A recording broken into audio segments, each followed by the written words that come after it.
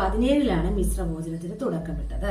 അപ്പോൾ 1917 ചെറായിൽ വെച്ചാണ് സഹോദരൻ അയ്യപ്പൻ മിശ്രഭോജനത്തിന് തുടക്കമിട്ടത്.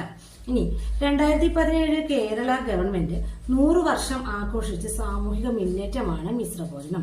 അപ്പൊ 2017 ആയപ്പോഴേക്കും 100 വർഷമായതിന്റെ ആഘോഷങ്ങൾ കേരള ഗവൺമെന്റ് നടത്തി. എന്തിന്റെ ആഘോഷമായിരുന്നു എന്ന് ചോദിച്ചാൽ മിശ്രഭോജനത്തിന്റേതായിരുന്നു.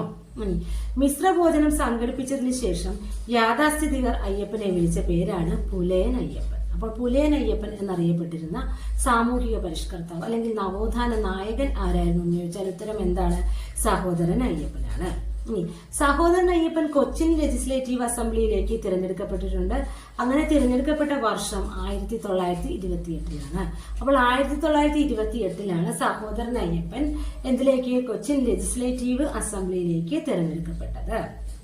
ഇനി 1938 സോഷ്യലിസ്റ്റ്